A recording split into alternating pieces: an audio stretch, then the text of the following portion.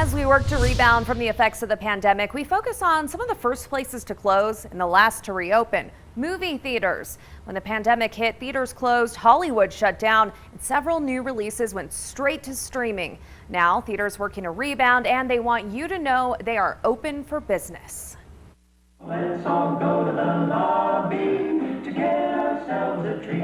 A classic ad before a fun experience at the movies, yet the theaters are empty. People just aren't coming back like I think the industry thought they might. At KIMBALL's Peak 3 in downtown Colorado Springs, owner KIMBALL BAYLES says while they're following all cleaning protocols, people just aren't showing up, despite going to stores and restaurants in droves. In some ways, we've been vilified as a place where I think, people think they're going to catch COVID or it's more likely to, but the way we have things set up, we're limiting our seating to 40%. Big theater chain Cinemark has slowly reopened about 70% of its locations. VP of Investor Relations, CHANDA BRASHEARS, says the overall occupancy is low for the industry, so it's not as bad as it looks. As you think about when people have the time and the ability to go to the movies, it's predominantly during the weekend. So you have to have capacity to be able to meet the demand for the weekends. But during the week, your occupancy is actually very low. In addition to all the added safety procedures, Cinemark has new technology that blocks out seats next to you automatically when you reserve yours.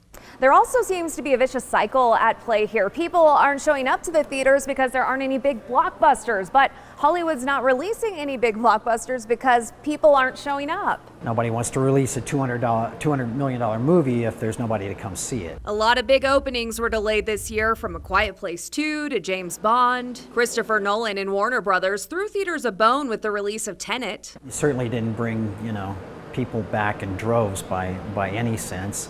And then Hollywood, seeing that response, has pretty much cleaned the slate off until next year.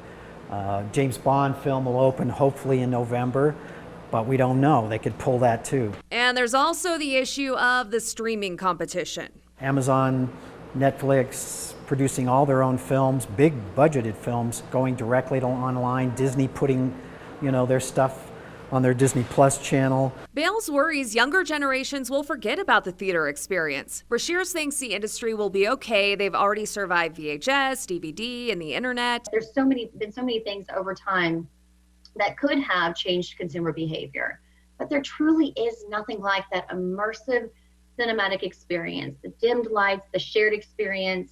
For me, it's the lack of distraction. A moviegoer we spoke with agrees. No matter what you have set up in home, watching in theater is a different experience. So I guess that's what people pay for. Brashears says a steady stream of content is the key. Content that appeals to the masses, I think that's when you'll really start to see our industry rebound. KIMBALL's believes they can survive this. They closed on Mondays and Tuesdays since their slower days. They've also received government assistance and local grants to help them through. Our landlord's been really good with us, just great. So we've he remodeled the whole space while we were closed, which is really cool. And things could be worse.